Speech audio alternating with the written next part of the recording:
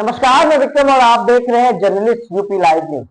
देश दुनिया की तमाम बड़ी खबरों को देखने के लिए हमारे चैनल को तुरंत सब्सक्राइब करें और कमेंट बॉक्स में अपनी अमूल्य राय जरूर दें।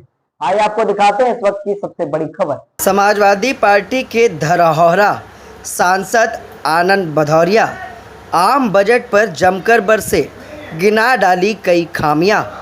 2024-25 के लिए पेश किए गए आम बजट पर हो रही चर्चा पर मुझे बोलने का अवसर देने के लिए मेरी पार्टी, मेरे नेता आदरणीय अखिलेश यादव जी का आभार प्रकट करना चाहता हूं। महोदय, मुझसे पहले मेरी पार्टी के अन्य सदस्यों द्वारा अपने संबोधन में बजट के संबंध में उठाई गई आपत्तियों से मैं खुद को संबद्ध करता हूं। ये बजट वस्तुतः बाबा साहब भीमराव अंबेडकर जी के बनाए गए संविधान का अपमान है, क्योंकि इसमें संविधान सम्मत संघीय गणराज्य के ढांचे को पूरी तरीके से दरकिनार करते हुए सिर्फ और सिर्फ अपनी सरकार को बचाए रखने का समर्थन मूल्य चुकाया गया है। महोदय, हम सभी जानते हैं अंग्रेजी वर्णमाला के अक्षर ए से जेड तक होते हैं। इसके एक एक अक्षर मिलकर के ही वर्णमाला पूरा करते हैं। इसमें प्रत्येक अक्षर का समान महत्व है, लेकिन दुर्भाग्य है कि माननीय वित्त मंत्री महोदय ने सिर्फ ए टू बी का ध्यान रखा है, ए टू बी पर ही रुक गई। यहाँ ए यानी आंध्र प्रदेश, बी यानी बिहार। मैं जिस राज्य उत्तर प्रदेश से आता हूँ उसका यू वर्णमाला में उसकी जगह ही की तरह ही उसको केंद्र सरकार और वित्त मंत्री जी ने प्राथमिकता में कहीं पीछे छोड़ दिया।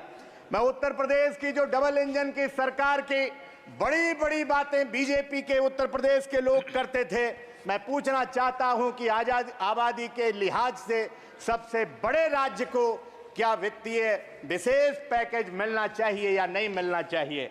घर में ठंडे चूल्हे पर अगर खाली पतीली है, मैं कैसे बोल दूं कि धूप फागुन की नशीली है? महोदय, जब बजट प्रस्तुत हो रहा था तब मुल्क के गांव, गरीब किसान, बेकारी से जूझ रहे मजदूर, महिलाएं और नौजवान, अगड़े पिछड़े, दलित, मुसलमान, शोषित, पीड़ित, वंचित टकटकी लगा करके बड़ी उम्मीद के साथ टीवी स्क्रीन पर देख रहे थे, लेकिन उन्हें नाउम्मीदी, मायूसी मिली। आजादी के 77 सालों के बाद इतने बजट लाने के बाद भी आखिर हम कौन सा भारत बनाना चाहते हैं जहां आज भी आम आदमी को शिक्षा, स्वास्थ्य, पेयजल जैसी मूलभूत सुविधाओं के लिए जूझना पड़ता है? जब उद्योगपतियों का आप लगभग 20 लाख करोड़ कर्जा माफ कर सकते हैं, तो फिर देश के किसानों का और बेरोजगार नौजवानों का शिक्षा ऋण क्यों नहीं माफ होना चाहिए? मनरेगा का बजट न बढ़ाना जहां निराश करता है, वहीं सरकार से अपेक्षा है कि मजदूरों के हित में मनरेगा के कार्य दिवस बढ़ा करके 2 गुने करने का काम किया जाए। पीएम आवास योजना सूची और लाल फीताशाही में उलझ करके कहीं ना कहीं सूची रह जाती है। महोदय, इसलिए मैं कहना चाहता हूं, तमाम जरूरतमंदों को पीएम आवास नहीं मिल पाता है। मेरी मांग है सांसदों की सिफारिश पर पात्र व्यक्तियों को प्रधानमंत्री आवास देने का काम किया जाए। सरकार ने बजट में बताया कि उसका वित्तीय राजकोषीय घाटा जीडीपी के मुकाबले 4.9% है, पर यह नहीं बताया कि जो कर्ज हमारे देश के ऊपर 2014 के समय 55 लाख करोड़ था, आज वह बढ़ करके 210 लाख करोड़ हो गया है।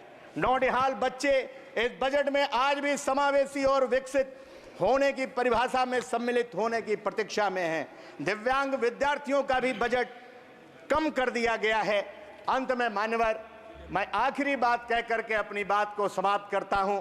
हमारे जिले से हमारी लोकसभा क्षेत्र धौरारा से लेकर के और पूरे उत्तर प्रदेश के अंदर जो आवारा जानवर हैं, उन्होंने तबाही मचा रखी है।